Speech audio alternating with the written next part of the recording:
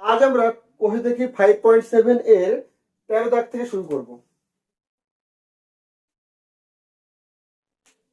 বলছে আমার দাদার একটি থলিতে 1 টাকার মুদ্রা ও 50 পয়সার মুদ্রা মিলিয়ে মোট 350 টাকা আছে।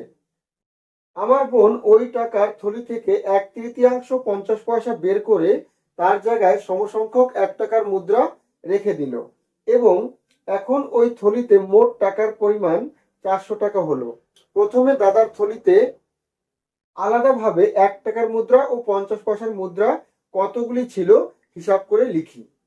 তাহলে ধরি প্রথমে থলিতে 1 টাকার মুদ্রা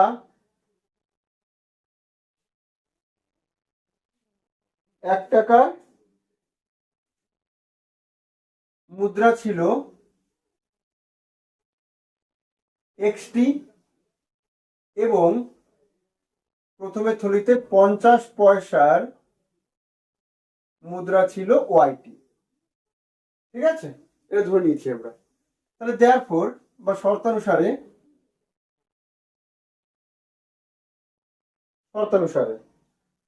তাহলে 1 টাকার মুদ্রা ছিল এক্সটি, তাহলে ক টাকা ছিল?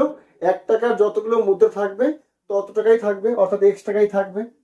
আচ্ছা, 50 পয়সার যতগুলো মুদ্রা হবে তার অর্ধেক টাকা হবে। যদি 10টা থাকে তাহলে 5 টাকা হবে, তাই তো? তার মানে অর্ধেক টাকা হবে। তার মানে ওয়াইটা মুদ্রা আছে 50 পয়সা, তাহলে টাকা কতগুলো হবে? y/2, এত টাকা হবে, অর্ধেক টাকা হবে। তাহলে মোট টাকা কত বলছে? 350। তাহলে এটাকে আমরা যদি 2 দিয়ে গুণ করে দিই তাহলে কত হবে? লসাগুটা কত হবে এখানে? 2 লসাগু, তাহলে 2x প্লাস ওয়াই, ওদিকে 350, বা 2x প্লাস ওয়াই সমান 350 দ্বিগুণী 700। এটাকে 1 দিয়ে রাখি, ঠিক আছে? এবং পরে কি বলছে? এবার পরে বলছে আমার বোন ওই টাকার থলি থেকে 1/3 50 পয়সা বের করে তার জায়গায় সমসংখ্যক 1 টাকার মুদ্রা রেখে দিল। দেখো, 1/3 50 পয়সা বার করলো, তার জায়গায় সমান সংখ্যক 1 টাকার মুদ্রা রেখে দিল। তাহলে আগে ওর মধ্যে 50 পয়সা ছিল ওয়াইটি, তাহলে ওয়াই এর 1/3 মানে বার করে নিয়েছে। তাহলে আর কত আছে?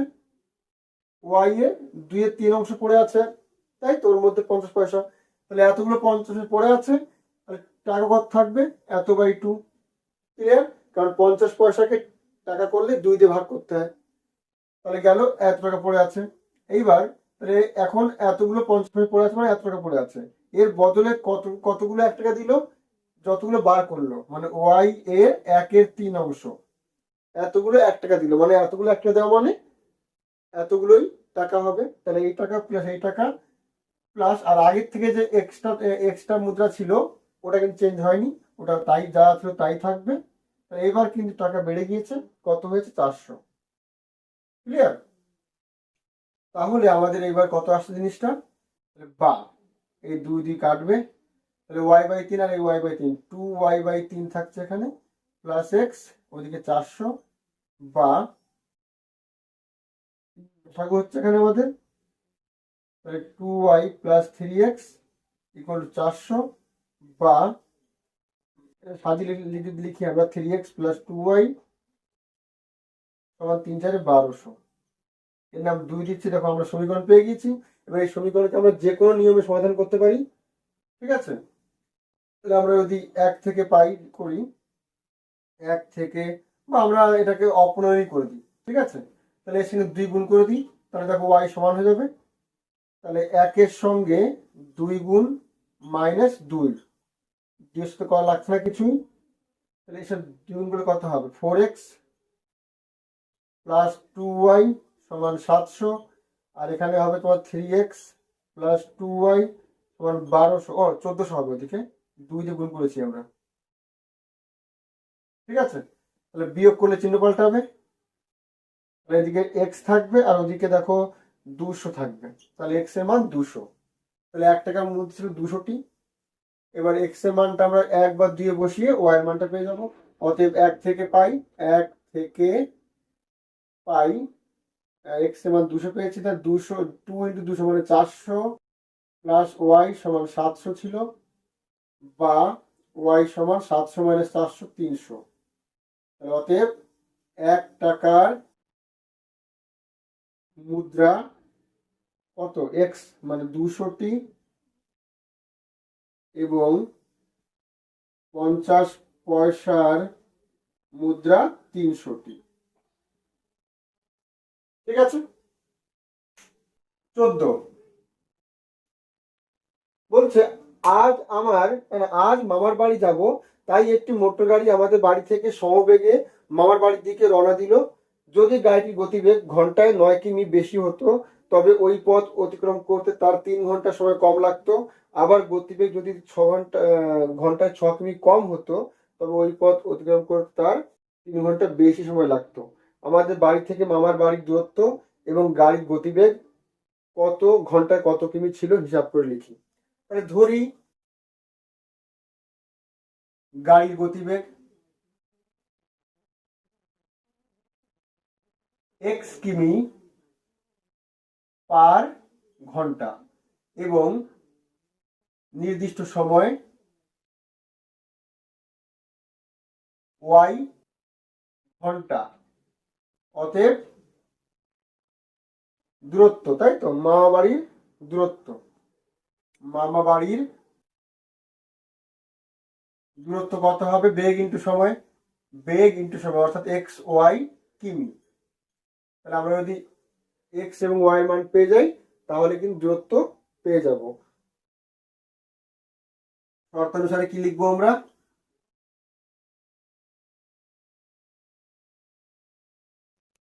বলছে যদি গাড়িটির গতিবেগ ঘন্টায় 9 কিমি বেশি হতো তবে ওই পথ অতিক্রম করতে তার 3 ঘন্টা সময় কম লাগতো। যদি গতিবেগ 9 কিমি বেশি হতো, অর্থাৎ গতিবেগ আছে কত এক্স, যদি 9 বেশি হতো তাহলে গতিবেগ হতো এটা, তাই তো। তাহলে সময় কত বলছে, তাহলে সময় 3 ঘন্টা কম লাগতো, তাহলে সময় লাগতো ওয়াই মাইনাস 3। যদি গতিবেগ 9 বেশি হতো তাহলে এক্স প্লাস 9, তাহলে সময় 3 কম, তাহলে এটাও বেগ ইন্টু সময়, তাহলে এটাও দূরত্ব আবার এটাও দূরত্ব, তাহলে একই একই জিনিস। ঠিক আছে।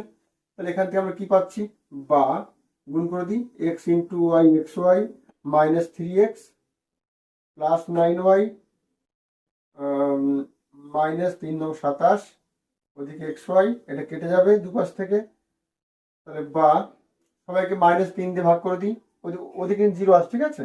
তাহলে -3 ভাগ করলে এটা এক্স হয়ে যাবে, এটা -3y হবে, আর এটা প্লাস 3×9 = 27 হবে, ওদিকে 0 আছে, কিছু নেই। তাহলে এটাকে আমরা 1 দিয়ে রাখি। এবং পরে কি বলছে, পরে বলছে আবার গতিবেগ যদি ঘন্টায় 6 কিমি কম হতো অর্থাৎ x-6 হতো তাহলে টাইম 3 ঘন্টা বেশি লাগতো, ওয়াই প্লাস 3। দূরত্ব একই আছে, বেগ ইন্টু সময়, বা গুণ করি X Y plus 3x minus 6y minus 318 সমান এক্স ওয়াই হবে, আবার এক্স ওয়াই কেটে যাবে দুপাশ থেকে। এখানে আমরা যদি 6কে 3 দিয়ে ভাগ করে দিই তাহলে এখানে এক্স হবে, এখানে দেখো 3 দুগুণী 6 হবে, আর এখানে 3 6 18 হবে, সমান 0 থাকছে ওদিকে, 2 দিলাম। ঠিক আছে। এবার দেখো আমরা যদি এখানে দেখো অলরেডি এক্স সমান হয়ে রয়েছে, তাই না। তাহলে আমরা যদি 1 থেকে 2 বিয়োগ করে দিই বা 2 থেকে 1 বিয়োগ করে দিই তাহলে কিন্তু আমাদের অপনয়ন পদ্ধতি হয়ে যাচ্ছে। 2 থেকে 1 বিয়োগ করে পাই, 2 থেকে 1 যদি বিয়োগ করি তাহলে কি হবে, 2 আছে আমাদের এক্স মাইনাস 2y মাইনাস 6 = 0, বা এটাকে আমরা ওই পাশে নিয়ে যেতে পারি, এক ব্যাপার হয়। আর একে আছে কি আমাদের এক্স মাইনাস 3y সমান -9, তাই তো, বিয়োগ করলে চিহ্ন পাল্টাবে। তাহলে কত আসছে, এদিকে এক্স কেটে যাচ্ছে, -2y প্লাস 3y মানে ওয়াই থাকবে, আর ওদিকে 9 আর 15 আসছে, তাহলে ওয়াই পেলাম 15। তাহলে অতএব 1 থেকে পাই কত হবে 1 থেকে পেলে পরে এক্স মাইনাস 3 15 45, তাহলে ওয়াই মান তো 15 পেয়েছি, প্লাস 9 ইকুয়াল টু 0, বা এক্স মাইনাস 36, তাই না? যোগ যোগ বিয়োগ করলে ওই পাশ দিলে প্লাস 36। তাহলে দেয়ারফর গাড়ির বেগ 36 কিমি পার ঘন্টা এবং দূরত্ব এক্স ওয়াই, অর্থাৎ 36 ইন্টু 15, 6 15 90, শূন্য হাতে 9, 3 15 45 আর 9 54, 540 কিমি। ঠিক আছে। 15, মোহিত এমন একটি 2 অঙ্কের সংখ্যা লিখবে যেটি তার অঙ্কদ্বয়ের সমষ্টির 4 গুণ অপেক্ষা 3 বেশি, এবং সংখ্যাটির অঙ্ক দুটি স্থান বিনিময় করলে যে সংখ্যা হয় তা মূল সংখ্যার চেয়ে 18 বেশি। হিসাব করে দেখি মোহিত কোন সংখ্যা লিখবে। তাহলে যেহেতু 2 অঙ্কের সংখ্যা লিখছে, তাহলে তার একক ঘরের অঙ্ক থাকবে একটা, আর একটা দশক ঘরের অঙ্ক থাকবে, তাই তো? তাহলে ধরি